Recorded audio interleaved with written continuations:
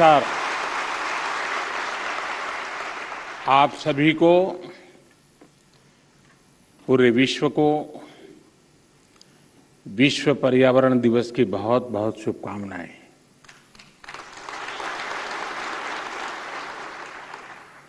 सद्गुरु और ईशा फाउंडेशन भी आज बधाई के पात्र हैं। मार्च में उनकी संस्था ने सेव सॉइल अभियान की शुरुआत की थी। 27 देशों से होते हुए उनकी यात्रा और 75वें दिन यहाँ पहुंची है। आज जब देश अपनी आजादी के 75वें वर्ष का पर्व मना रहा है, इस अमृत काल में नए संकल्प ले रहा है, तो इस तरह के जन अभियान बहुत अहम हो जाते हैं। साथियों, मुझे संतोष है कि देश में पिछले 8 साल में जो योजनाएं चल रही हैं, जो भी प्रोग्राम चल रहे हैं, सभी में किसी न किसी रूप से पर्यावरण संरक्षण का आग्रह है। स्वच्छ भारत मिशन हो या वेस्ट टू वेल्थ से जुड़े कार्यक्रम, अमृत मिशन के तहत शहरों में आधुनिक सीवेज ट्रीटमेंट प्लांट्स का निर्माण हो या फिर सिंगल यूज प्लास्टिक से मुक्ति का अभियान, या नमामि गंगे के तहत गंगा स्वच्छता का अभियान, one sun one grid solar energy पर फोकस हो या इथेनॉल के उत्पादन और ब्लेंडिंग, दोनों में वृद्धि, पर्यावरण रक्षा के भारत के प्रयास बहुआयामी रहे हैं। और भारत ये प्रयास तब तक कर रहा है जब दुनिया ने, आज जो क्लाइमेट के लिए दुनिया परेशान है, उस बर्बादी में हम लोगों की भूमिका नहीं है, हिंदुस्तान की भूमिका नहीं है। विश्व के बड़े और आधुनिक देश न केवल धरती के ज्यादा से ज्यादा संसाधन का दोहन कर रहे हैं, बल्कि सबसे ज्यादा कार्बन एमिशन भी उन्हीं के खाते में जाता है। कार्बन एमिशन का ग्लोबल औसत प्रति व्यक्ति 4 टन का है, जबकि भारत में प्रति व्यक्ति कार्बन फुटप्रिंट प्रतिवर्ष आधे टन के आसपास ही है। कहां 4 टन और कहां आधे टन। बावजूद इसके भारत पर्यावरण की दिशा में एक होलिस्टिक अप्रोच के साथ न केवल देश के भीतर बल्कि वैश्विक समुदाय के साथ भी जुड़ करके काम कर रहा है। अंतर्राष्ट्रीय स्तर पर भारत ने coalition for disaster resilient infrastructure CDRI और जैसे अभी सदगुरु जी ने कहा, इंटरनेशनल सोलर अलायंस ISA के निर्माण का नेतृत्व किया है। पिछले वर्ष भारत ने यह भी संकल्प लिया है कि भारत 2070 तक नेट जीरो का लक्ष्य हासिल करेगा।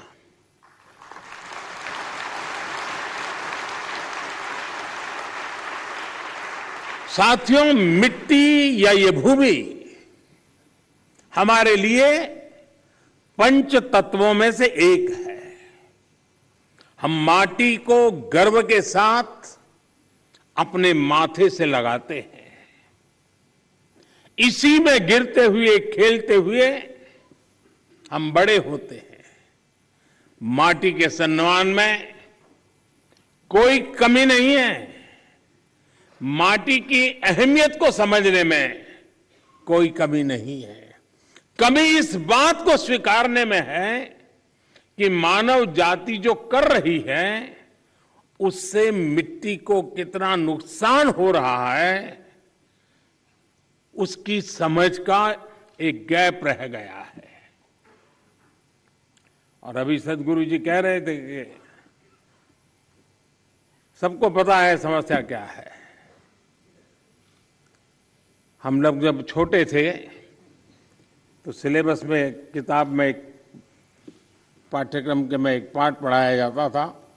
गुजराती में मैंने पढ़ा है, बाकियों ने अपनी भाषा में पढ़ा हो शायद।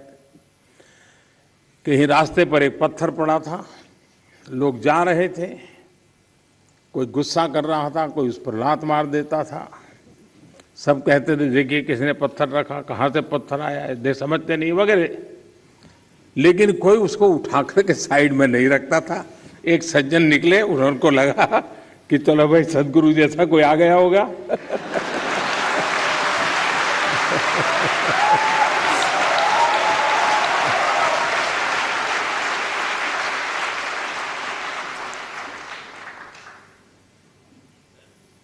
हमारे यहाँ युधिष्ठिर और दुर्योधन के भेद की जब चर्चा होती है तो दुर्योधन के विषय में जब कहा जाता है तो यही कहता है कि जाना भी धर्म न च में प्रवृत्ति। मैं धर्म को जानता हूं लेकिन मेरी प्रवृत्ति नहीं, मैं नहीं कर सकता हूं। सत्य क्या है मुझे मालूम है, लेकिन मैं उस रास्ते पर नहीं चल सकता हूं। तो समाज में जब ऐसी प्रवृत्ति बढ़ जाती है तो ऐसा संकट आता है तो एक सामूहिक अभियान से समस्याओं के समाधान के लिए रास्ते खोजने होते हैं।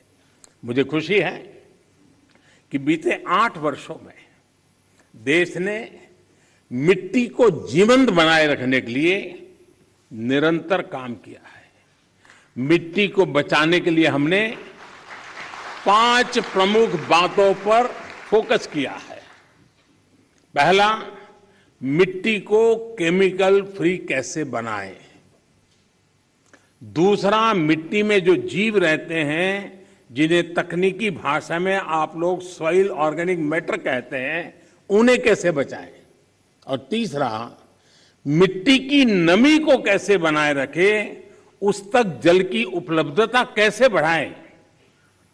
चौथा, भूजल कम होने की वजह से मिट्टी को जो नुकसान हो रहा है उसे कैसे दूर करें। और पांचवा, वनों का दायरा कम होने से मिट्टी का जो लगातार क्षरण हो रहा है उसे कैसे रोकें। साथियों, इन सब बातों को ध्यान में रखते हुए ही देश में बीते वर्षों में जो सबसे बड़ा बदलाव हुआ है वो है देश की कृषि नीति में। पहले हमारे देश के किसान के पास इस जानकारी का अभाव था कि उसकी मिट्टी किस प्रकार की है, उसकी मिट्टी में कौन सी कमी है, कितनी कमी है। इस समस्या को दूर करने के लिए देश में किसानों को सॉइल हेल्थ कार्ड देने का बहुत बड़ा अभियान चलाया गया।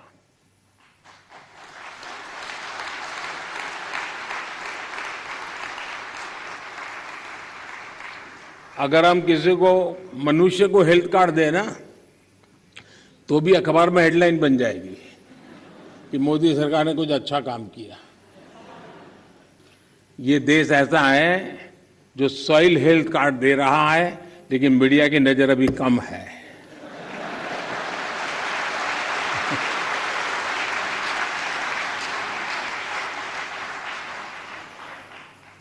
पूरे देश में 22 करोड़ से ज्यादा सॉइल हेल्थ कार्ड किसानों को दिए गए। और सिर्फ कार्ड ही नहीं दिए, बल्कि देश भर में सॉइल टेस्टिंग से जुड़ा एक बहुत बड़ा नेटवर्क भी तैयार हुआ है। आज देश के करोड़ों किसान सॉइल हेल्थ कार्ड से मिली जानकारी के आधार पर फर्टिलाइजर्स और माइक्रो न्यूट्रिएंट्स का उपयोग कर रहे हैं। इससे किसानों को लागत में 8 से 10% की बचत हुई है और उपज में 5 से 6% की बढ़ोतरी देखी गई है। यानी जब मिट्टी स्वस्थ हो रही है जब मिट्टी स्वस्थ हो रही है तो उत्पाद भी बढ़ रहा है। मिट्टी को लाभ पहुंचाने में यूरिया की 100% नीम कोटिंग ने भी बहुत फायदा पहुंचाया है। माइक्रो इरिगेशन को बढ़ावा देने की वजह से, अटल भू योजना की वजह से देश के अनेक राज्यों में मिट्टी की सेहत भी संभल रही है। कभी कभी कुछ चीजें, अब मान लीजिए कोई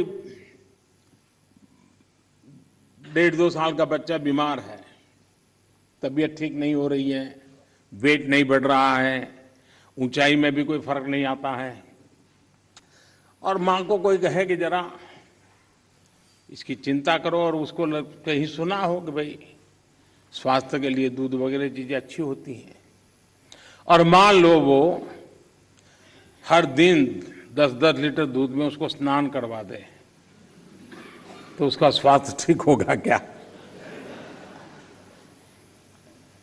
लेकिन अगर कोई समझदार मां एक एक चम्मच थोड़ा सा दूध उसको पिलाती जाए, दिन में 2 बार, 5 बार, 7 बार, एक एक चम्मच, तो धीरे धीरे फर्क नजर आएगा। ये फसल का भी ऐसा ही है, पूरा पानी भर करके फसल को डुबो देने से फसल अच्छी होती है ऐसा नहीं है। बूंद बूंद पानी पिलाया जाए तो फसल ज्यादा अच्छी होती है। पर ड्रॉप मोर क्रॉप।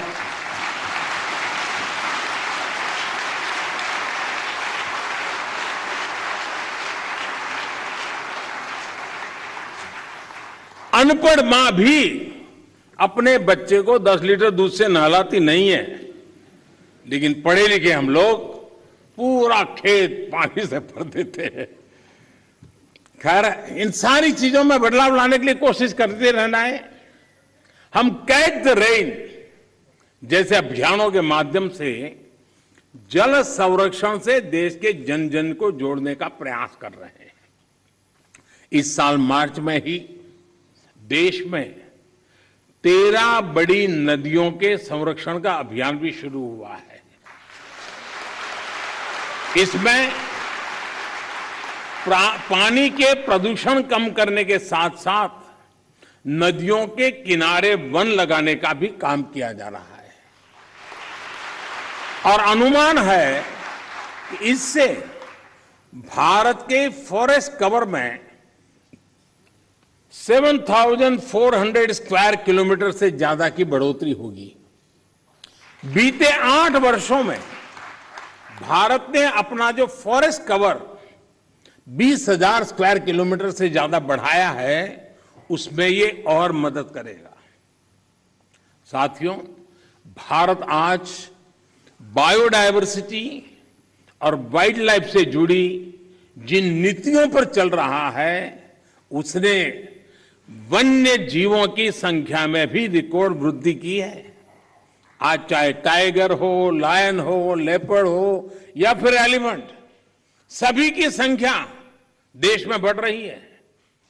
साथियों, देश में ये भी पहली बार हुआ है जब हमारे गांव और शहर को स्वच्छ बनाने, ईंधन में आत्मनिर्भरता, किसानों को अतिरिक्त आय और मिट्टी के स्वाद के अभियान को हमने एक साथ जोड़ा है।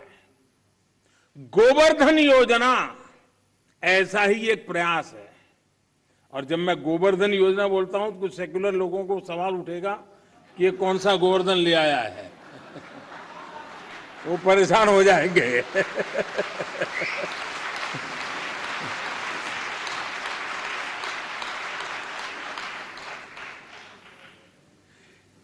इस गोवर्धन योजना के तहत बायोगैस प्लांट्स गोबर और खेती से निकलने वाले अन्य कचरे को ऊर्जा में बदला जा रहा है।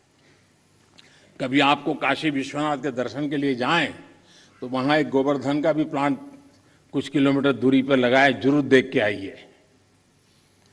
इससे जो जैविक खाद बनती है वो खेतों में काम आ रही है। मिट्टी पर अतिरिक्त दबाव बनाए बिना हम पर्याप्त उत्पादन कर सके, इसके लिए बीते 7-8 सालों में 1600 से ज्यादा नई वैरायटी के बीज भी किसानों को उपलब्ध कराए गए हैं। साथियों, नेचुरल फार्मिंग में भी हमारी आज की चुनौतियों के लिए एक बहुत बड़ा समाधान है। इस साल के बजट में हमने तय किया है कि गंगा के किनारे बसे गांवों में नेचुरल फार्मिंग को प्रोत्साहित करेंगे, नेचुरल फार्मिंग का एक विशाल कॉरिडोर बनाएंगे। हमारे देश में इंडस्ट्रियल कॉरिडोर हमने सुना है, डिफेंस कॉरिडोर हमने सुना है। हमने एक नया प्रारंभ किया है गंगा के तट पर एग्रीकल्चर कॉरिडोर का, नेचुरल फार्मिंग का। इससे हमारे खेत तो केमिकल फ्री होंगे ही, नमामि गंगे अभियान को भी नया बल मिलेगा। भारत वर्ष 2030 तक 26 मिलियन हेक्टेयर बंजर जमीन को रिस्टोर करने के लक्ष्य पर भी काम कर रहा है। साथियों, पर्यावरण की रक्षा के लिए आज भारत नए इनोवेशंस, प्रो एनवायरमेंट टेक्नोलॉजी पर लगातार जोर दे रहा है। आप सभी ये जानते हैं कि प्रदूषण कम करने के लिए हम BS5 नॉर्म पर नहीं आए, बल्कि BS4 से सीधे BS6 पर हम जंप लगा दिया। हमने जो देश भर में LED बल्ब देने के लिए उजाला योजना चलाई, उसकी वजह से सालाना लगभग 40 मिलियन टन कार्बन एमिशन कम हो रहा है। सिर्फ लट्टू के बदलने से घर में अगर सब लोग जुड़ जाएं, सबका प्रयास कितना बड़ा परिणाम लाता है। भारत फॉसिल फ्यूल पर अपनी निर्भरता को कम से कम करने का प्रयास कर रहा है। हमारी ऊर्जा जरूरतें रिन्यूएबल सोर्सेज से पूरी हो, इसके लिए हम तेजी से बड़े लक्ष्यों पर काम कर रहे हैं। हमने अपनी इंस्टॉल्ड पावर जनरेशन कैपेसिटी का 40% non fossil fuel based sources से हासिल करने का लक्ष्य तय किया था। ये लक्ष्य भारत ने तय समय से 9 साल पहले ही हासिल कर लिया है।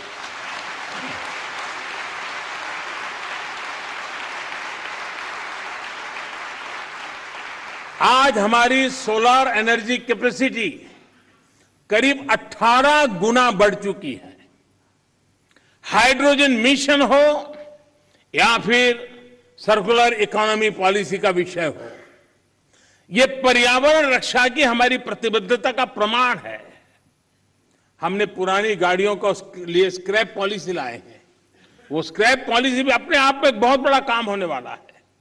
साथियों, अपने इन प्रयासों के बीच आज पर्यावरण दिवस के दिन भारत ने एक और उपलब्धि हासिल की है, और ये मेरा सौभाग्य है कि खुशखबरी देने के लिए मुझे आज बहुत उचित मंच मिल गया है।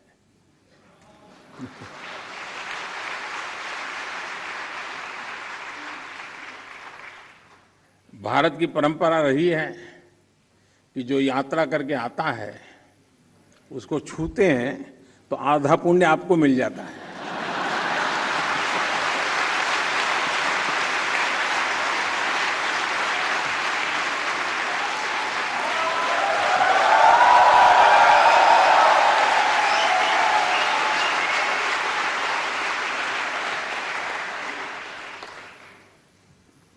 ये खुशखबरी मैं आप जरूर सुनाऊंगा और देश को और दुनिया के लोगों को भी आनंद आएगा।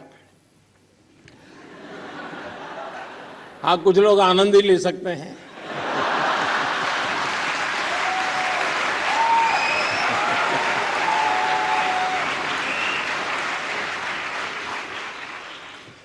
आज भारत ने पेट्रोल में 10% इथेनॉल ब्लेंडिंग के लक्ष्य को प्राप्त कर लिया है।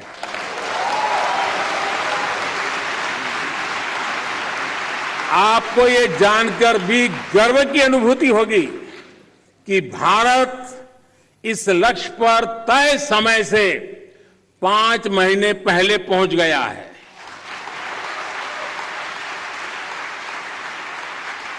ये उपलब्धि कितनी बड़ी है, इसका अंदाजा आप इसी से लगा सकते हैं कि साल 2014 में भारत में सिर्फ 1.5% इथेनॉल की पेट्रोल में ब्लेंडिंग होती थी। इस लक्ष्य पर पहुंचने की वजह से भारत को 3 सीधे फायदे हुए हैं। एक तो इससे करीब 27 लाख टन कार्बन एमिशन कम हुआ है।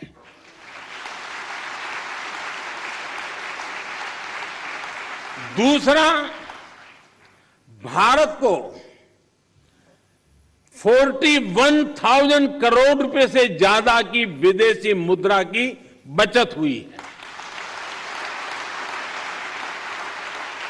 और तीसरा महत्वपूर्ण फायदा, ये देश के किसानों को इथेनॉल ब्लेंडिंग बढ़ने की वजह से 8 वर्षों में 40,000 करोड़ रुपए से भी ज्यादा आय हुई है।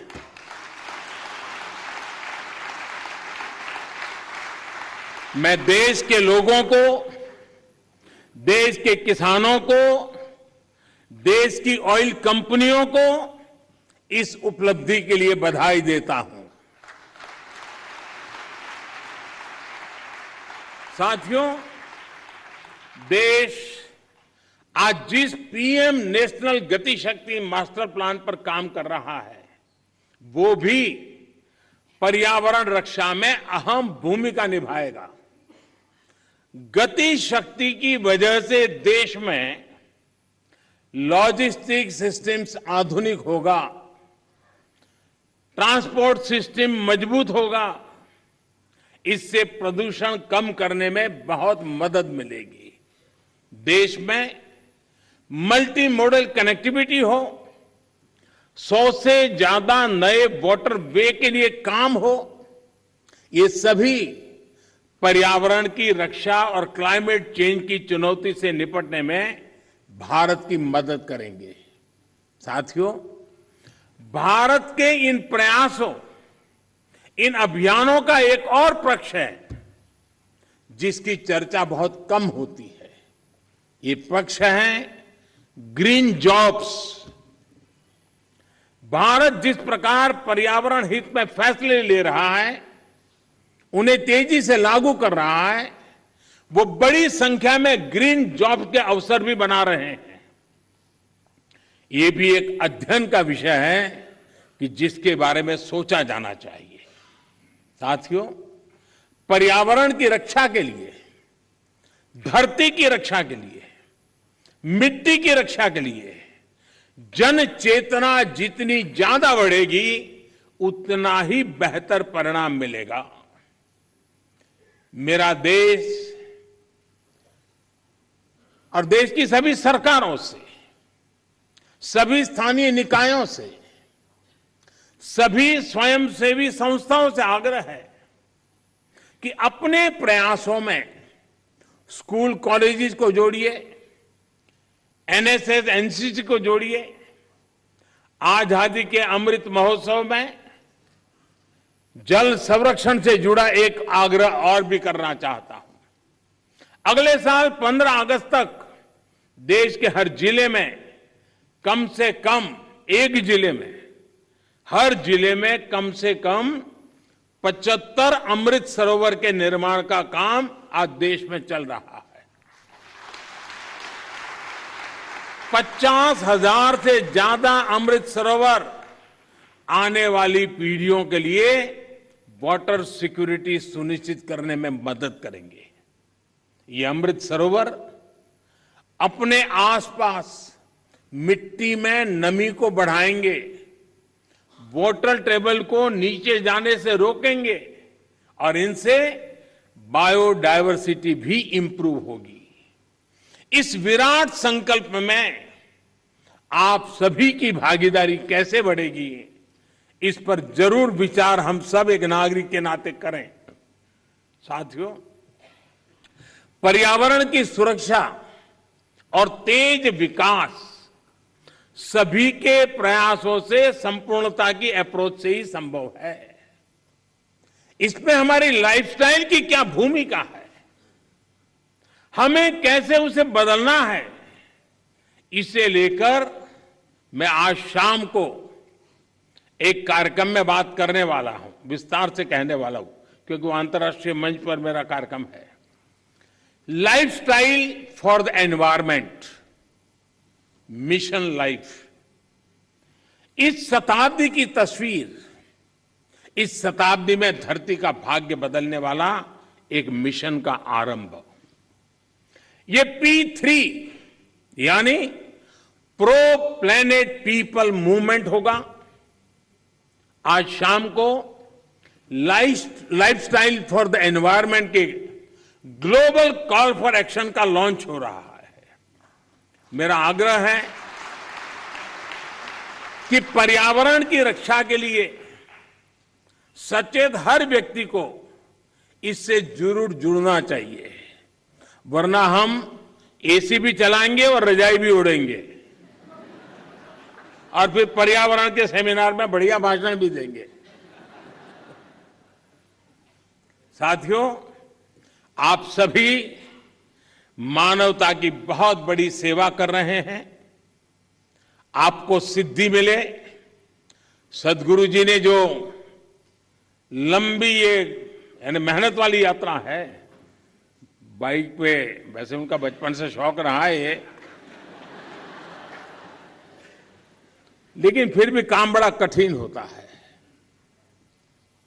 क्योंकि मैं कभी यात्राओं को ऑर्गेनाइज करता रहता था और मैं कहता था मेरी पार्टी में कि एक यात्रा को चलाना मतलब 5-10 साल उम्र कम कर देना, इतनी मेहनत पड़ती है। सद्गुरु जी ने यात्रा की, अपने आप में बहुत बड़ा काम किया है और मुझे पक्का विश्वास है कि दुनिया को मिट्टी के प्रति स्नेह तो पैदा हुआ ही होगा, लेकिन भारत की मिट्टी की ताकत का भी परिचय मिला होगा।